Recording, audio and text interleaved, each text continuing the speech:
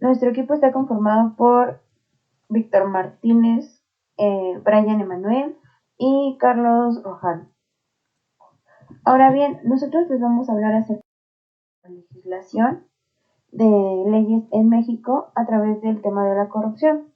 Debemos de saber qué es la sobrelegislación. La sobrelegislación de leyes es, como su nombre lo indica, se caracteriza por generar normas excesivas y a veces innecesarias.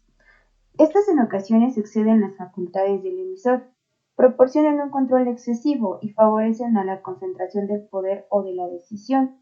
Esto anterior es sin mencionar aquellas normas que son inviables o difíciles de cumplir en la realidad. Estas leyes continúan siendo un tema en plena actualidad. En los tiempos que vivimos actualmente, las normas se multiplican de forma rápida, con el fin de intentar regular los diversos ámbitos o las mismas conductas. Esto hace que haya una avalancha normativa de leyes, donde lejos de acercar la justicia a los ciudadanos, produce el objetivo contrario. Nosotros tenemos como objeto de que el Sistema Nacional de Anticorrupción coordine a actores sociales y a las autoridades de distintos órdenes de gobierno, esto es a fin de prevenir, investigar y sancionar la corrupción. Las reformas constitucionales en materia de anticorrupción se publican en el Diario Oficial de la Federación. Esta tuvo una fecha del día 27 de mayo del 2015 y es una base que sustenta toda la legislación secundaria en la materia. Debemos entender que estas leyes, entre reformadas y las nuevas, está la Ley General del Sistema Nacional de Anticorrupción, está la Ley General de Responsabilidades Administrativas, está la Ley Orgánica del Tribunal Federal de Justicia Administrativa, está la Ley de Fiscalización y Rendición de Cuentas de la Federación. Entre otras, el objetivo de estas mismas, como les comenté, el objeto de estudio es la corrupción en México, o específicamente en la Ciudad de México, pues prácticamente todas tienen como objetivo disminuir la corrupción en el país. Es claro que hay una sobrelegislación de leyes, pero al momento de volver a crearlas se busca que el objeto de estudio o al menos las sanciones que se apliquen no sean las mismas o que al menos tengan una consideración entre los servidores públicos. Damos como un dato curioso donde decimos que por primera vez en este caso se unen esfuerzos institucionales que, apoyados con la transparencia y rendición de cuentas, se busca fortalecer la confianza de estos mismos y en un marco de promoción de legalidad y en las buenas intenciones que tiene el gobierno hacia los ciudadanos. Continuando con la explicación de la compañera, podemos apreciar que este Sistema Nacional Anticorrupción coordina a todas las autoridades federales, estatales y municipales para que prevengan, investiguen y sancionen las faltas administrativas y los hechos de corrupción. Es decir, si bien es cierto es el Sistema Nacional Anticorrupción, también es cierto que tiene efectos jurídicos legales, ¿sí? En cuanto a todas las esferas de gobierno, desde la federal, la local y la municipal.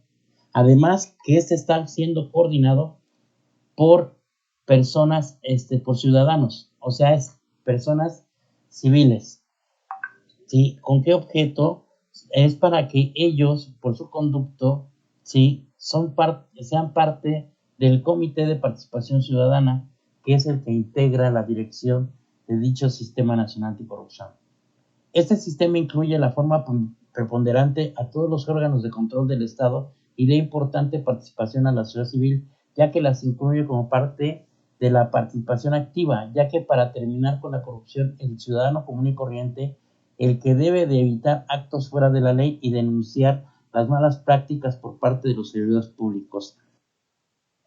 Además, también tenemos un sistema de leyes. Por ejemplo, está la Constitución Política de Estados Unidos Mexicanos, está el Código Penal Federal, la Ley Federal de las Autoridades del Servicio del Estado, procedimiento administrativo, el Código Penal Federal, y tenemos leyes locales, reglamento del apartado del artículo 123, Código Penal Federal de la Ciudad de México, es Código Nacional de Procedimientos, Código Penal Federal para la Ciudad de México, Ley de Entrega y Recepción de los Recursos de la Administración Pública del Distrito Federal.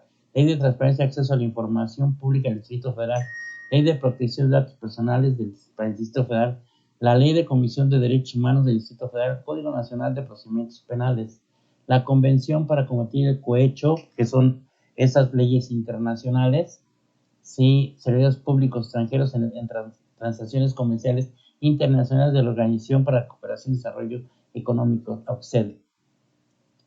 Además de todos estos, el Convenio Interamericano contra la Corrupción de la Organización de Estados Americanos. Y así tenemos infinidad de regulaciones que están encaminadas a terminar con la corrupción. Además que existen los famosos órganos internos de control de cada dependencia, ¿sí?, de gobierno en sus tres niveles, los cuales se encargan de sancionar las conductas y acciones de los servidores públicos, ya que la corrupción solo se da cuando existe el público de por medio.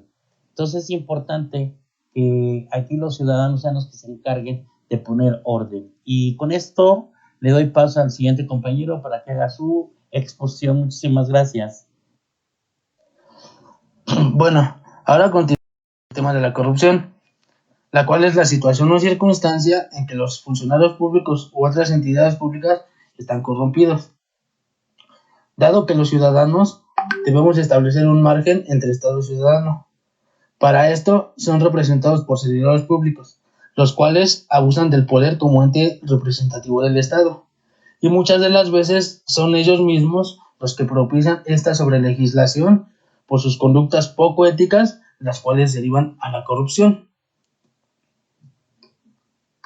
El problema de la corrupción lo podemos vincular con el problema de la impunidad.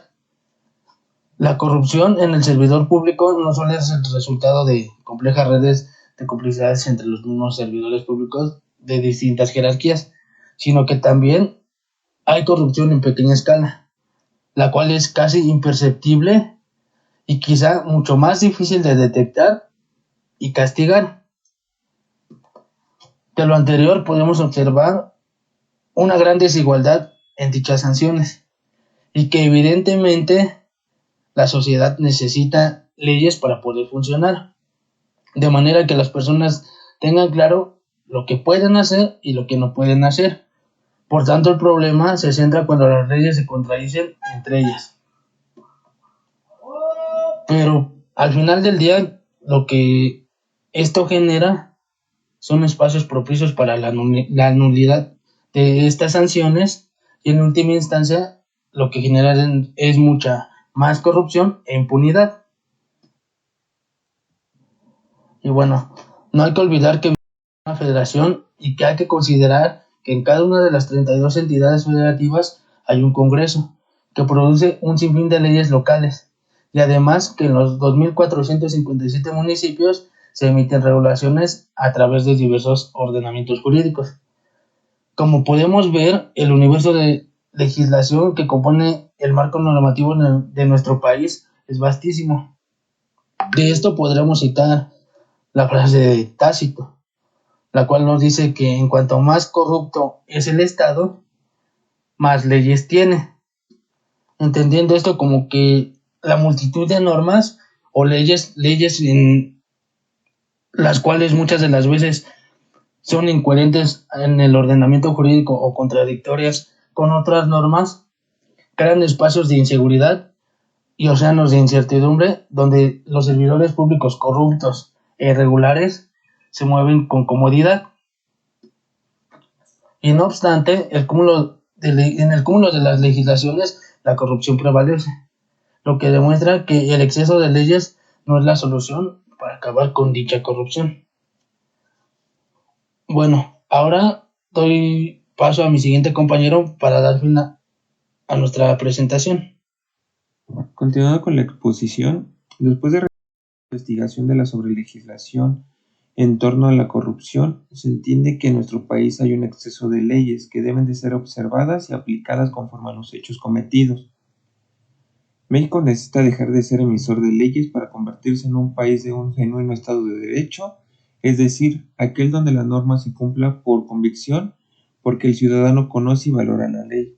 En la medida que México cuente con un marco normativo más ligero, claro, coherente y lógico, será mucho más fácil conseguir su respeto y cumplimiento a la ley. Si seguimos apostando por la producción descontrolada y desordenada de leyes, nuestro país estará condenado a una discrecionalidad, la corrupción y la impunidad. Combatir la corrupción desde el aspecto interno requiere de nosotros, como aplicar la ley con el debido proceso legal, sea a quien sea, y así garantizar el orden jurídico. Esto sería todo de nuestra parte, compañeros. Les agradecemos.